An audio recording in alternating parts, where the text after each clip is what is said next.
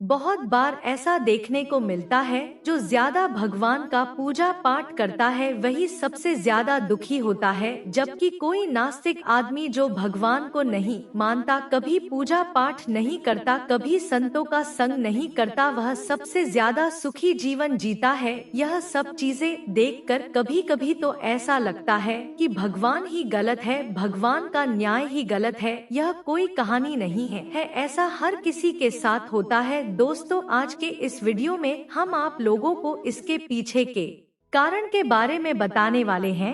भगवान श्री कृष्ण ने स्वयं इसका उत्तर दिया है। आखिर ज्यादा पूजा पाठ करने वाले लोग दुखी और परेशान क्यों रहते हैं? इसका उत्तर भगवान श्री कृष्ण ने श्रीमद् भागवत गीता के माध्यम से बड़ी स्पष्टता के साथ बताया है। तो चलिए फिर शुरुआत करते हैं।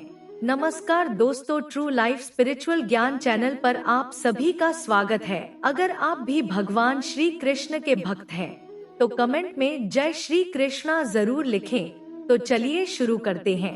आज की प्रस्तुति दोस्तों बाद द्वापर युग की है, जब भगवान श्री कृष्ण और अर्जुन के बीच संवाद हो रहा था। तब अर्जुन ने भगवान श्री कृष्ण से पूछा कि माधव, जो लोग ज्यादा पूजा पाठ करते हैं वह ज्यादातर दुख और परेशान रहते हैं, इसके पीछे क्या कारण है? जबकि जो लोग भगवान का नाम भी नहीं लेते, भगवान का स्मरण बिल्कुल भी नहीं करते और हमेशा गलत कार्य में लिप्त रहते हैं, उन लोगों को मैं सुखी देखता हूँ। इसके पीछे का रहस्य मुझे समझाने का प्रयास करें।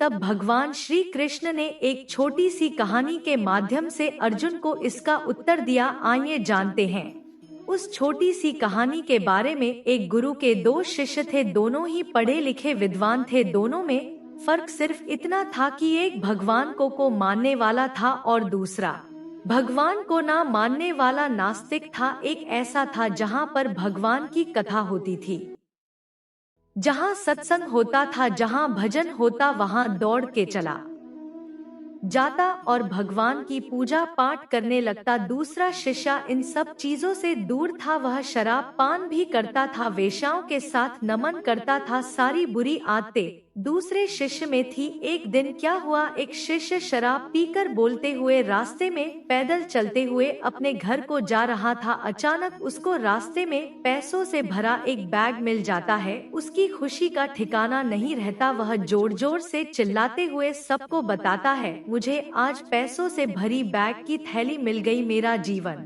सफल हो गया, इन पैसों से अपने जीवन की आवश्यकताओं की पूर्ति करूंगा। वही दूसरा मित्र मंदिर से भजन करते हुए अपने घर को जा रहा था। अचानक उसकी पैर में एक बड़ी कांटे चुभ जाती है, रक्त निकलने लगता है। ठीक उसी समय दूसरा शिष्य भी वहीं पहुंचता है और हंसते हुए उसको बोलने लगता है, क्यों तुम ही हो ना जो सबसे ज्यादा पूजा पाठ करते हो, भगवान का भी भजन करते हो, क्या दिया तुम्हारे भगवान ने तुम्हें? मुझे देखो, मैं कभी मंदिर नहीं गया और ना ही मैंने कोई भी काम अच्छा किया, मेरे घर में भगवान का मंदिर भी नहीं है। मैंने कभी अपने घर में सत्यनारायण का कथा नहीं कर आया, भगवान के सामने कभी माथा नहीं टेका, फिर भी मैं कितना संपन्न हूँ, अमीर हूँ, मेरे पास पैसों की कोई कमी नहीं है, सबसे ज्यादा सुखी जीवन मैं ही जी रहा हूँ। अच्छे शिष्य को उसकी बात चुभने लगी। उसने मन ही मन विचार किया, हाँ यह तो सच बोल रहा है, मैं कितना पूजा करता हूँ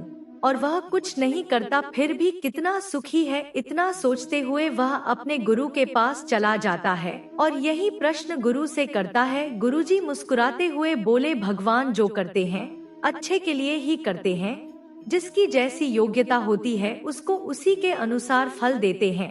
अब तुम्हारे प्रश्नों का उत्तर तुम जानते हो, भगवान ने तुम्हारे पैर में ही क्यों छू भाई काटे और उसको पैसों से भरी हुई बैग क्यों मिली? सुनो, तुमने पिछले जन्म में बहुत पाप किया था, इसलिए तुम्हारी आज मौत होने वाली थी। तुम बच गए क्योंकि तुम मंदिर गए थे, तुमने भगवान की पूजा की थी, यही एक कारण है कि तुम्हारी मौत ना होकर सिर्फ एक ही काट चुभा। अब तुम्हारे मित्र की बात करते हैं।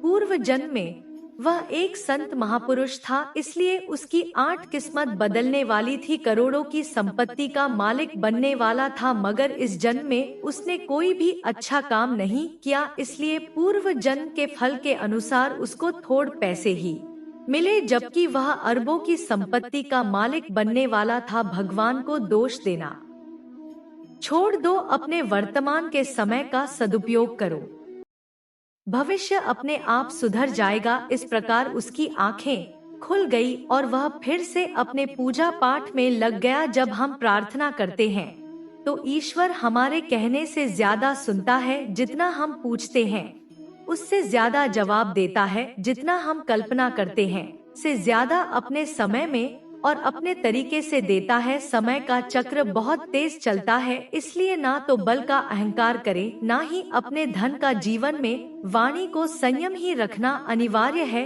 क्योंकि वाणी से दिए हुए घाव कभी भरे नहीं जा सकते। जीवन में कभी मौका मिले तो किसी के लिए सारथी बनना स्वार्थी नहीं। जैसे पानी को अगर दूध में मिलाया जाए तो वह दूध की तरह हो जाता है, यदि वही पानी अगर कीचड़ में मिलाया जाए तो कीचड़ बन जाएगा। हमेशा वह काम करे जो सही है, वह ना करे जो आसान है। करीबी और गरीबी का सिखाया हुआ सबक इंसान को अंदर से बदलने पर मजबूर कर देता है। जिस तरीके से बात करते हो उस तरीके से सुनना भी पसंद करो। ईश्वर को अपना सबसे करीबी दोस्त बना लो, क्योंकि परमात्मा ही एक ऐसा है जो तब तक साथ देते हैं जब सारी दुनिया हमारा साथ छोड़ देती है। ऐसे लोगों से दोस्ती बनाए रखिए जो आपको बेहतर बनाने के लिए प्रेरित करता हो, जो आपको अपनी जवाबदारी माने और आपका ख्याल रखें, जो आपको अपना समझे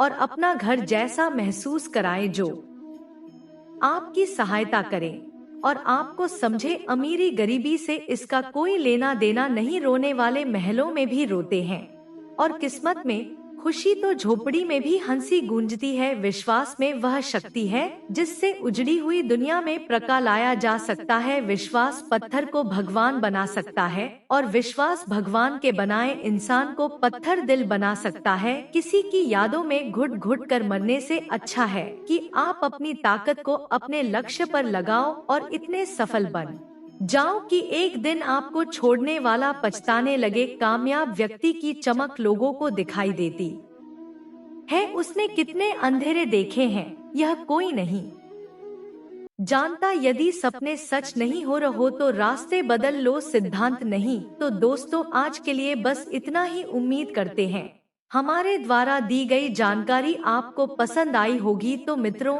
अगर यह वीडियो आपको पसंद आई हो तो लाइक और शेयर जरूर कीजिएगा। अगर आपने हमारे चैनल को सब्सक्राइब नहीं किया है तो जरूर करिए। और हाँ, वीडियो को अंत तक देखने के लिए आपका बहुत बहुत धन्यवाद। आए